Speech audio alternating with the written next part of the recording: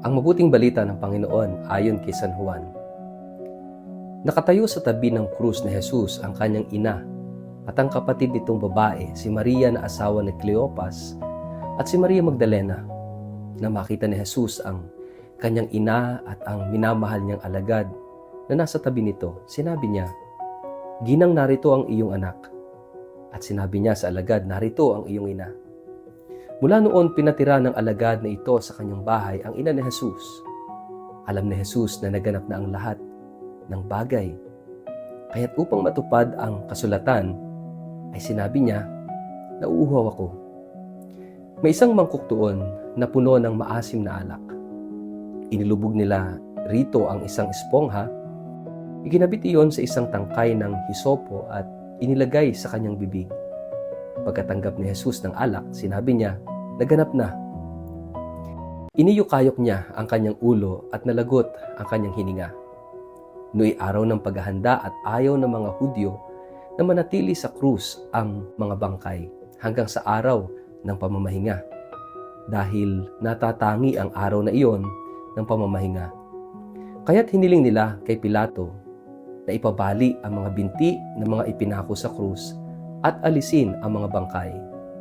Pumunta nga roon ang mga kawal at binali ang mga binti ng dalawang ipinakong kasamahan ni Jesus.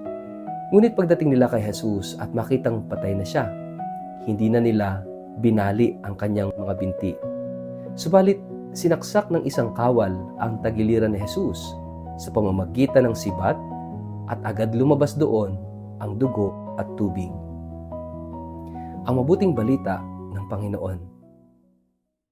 Word of the day, hear what God has to say.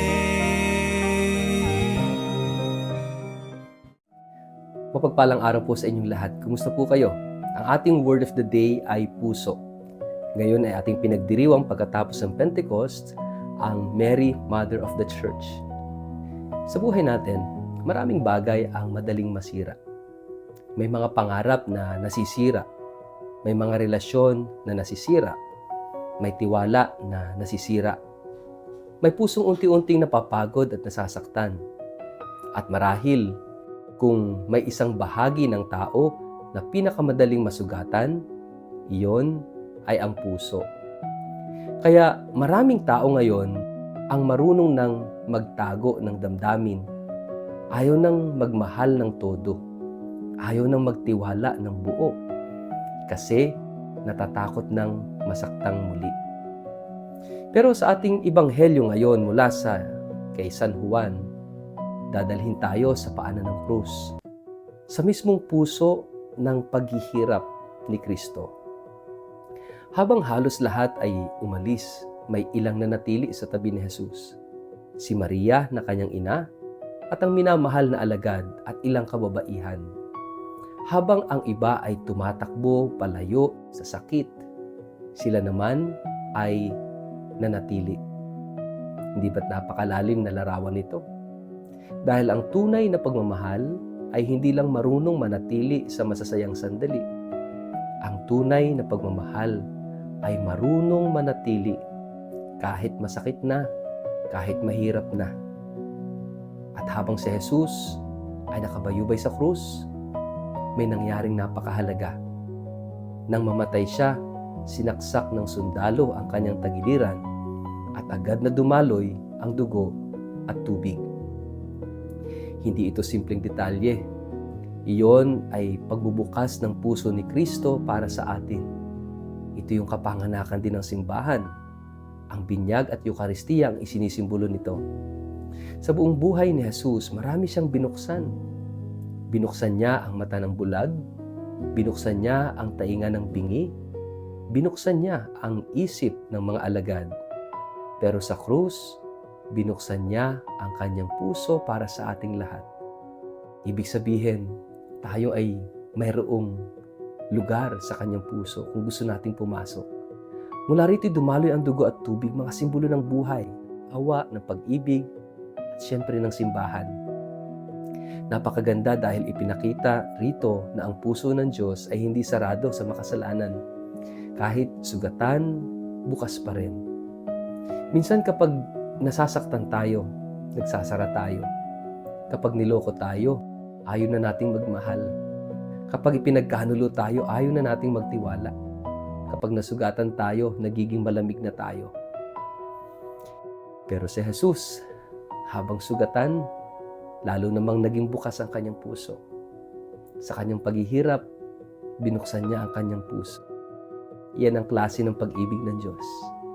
Hindi pagmamahal na conditional. Hindi pagmamahal na hanggang convenient lang. Hindi pagmamahal na umaalis na kapag mahirap na, kapag nasasaktan na, kapag nabibigo na. Kundi pagmamahal na handang masugatan para iligtas ang minamahal. At pansinin natin si Maria. Si Maria na nasa paanan ng krus. Bilang ina, walang mas hihigit pang sakit kaysa makita mong naghihirap ang anak mo. Pero nanatili siya.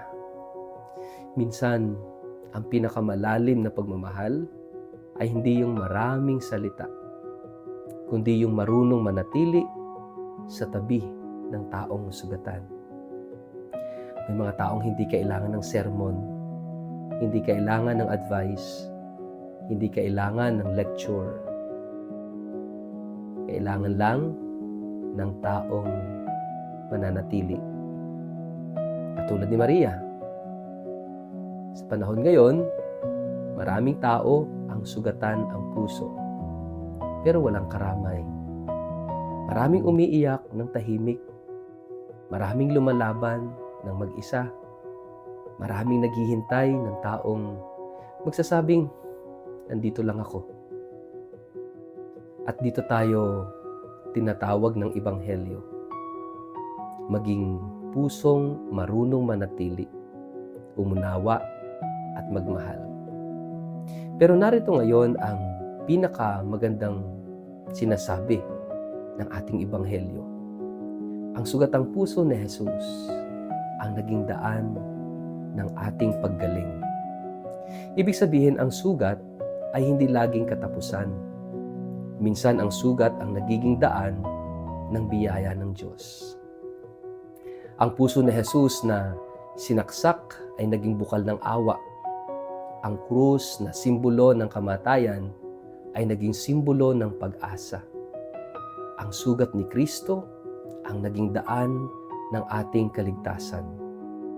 At baka ganoon din ang ginagawa ng Diyos sa sugatang puso mo ngayon. Baka yung mga sakit na pinagdaraanan mo ang dahilan kung bakit mas marunong kang umintindi. Baka ang pag-iyak mo noon ang dahilan kung bakit marunong kang dumamay ngayon. Baka yung brokenness mo, yung pagkabasag ng puso mo noon, ang dahilan kung bakit mas marunong ka ng magmahal ng totoo ngayon. Dahil kapag hinayaan nating hawakan ng Diyos ang ating mga sugat, hindi ito masasayang.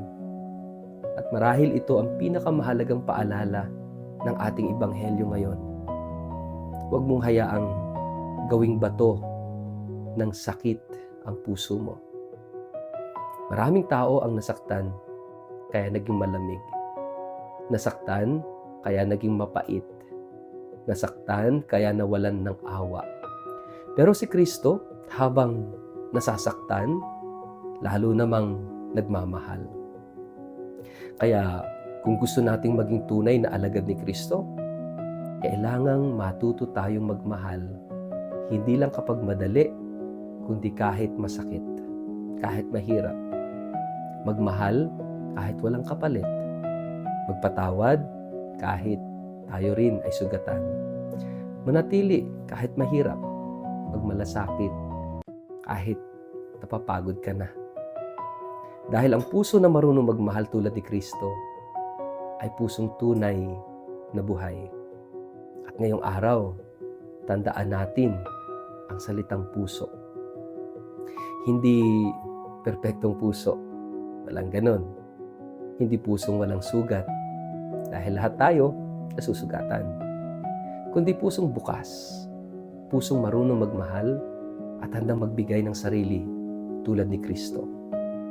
Pagnilayan po natin ang puso ba natin ay unti-unting nagsasara dahil sa sakit o hinahayaan nating gamitin ito ng Diyos upang magmahal at magpagaling ng iba? Sa ngalan ng Ama at ng Anak at ng Espiritu Santo. Amen.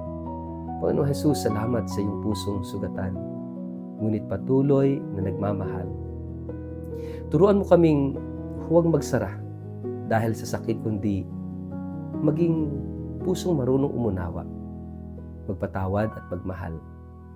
Gamitin mo maging ang aming mga sugat upang magdala ng pag-asa at paggaling sa iba. Amen. Pagpalaan po kayo at ingatan ng makapangyarihang Diyos, Ama, Anak at Espiritu Santo. Amen.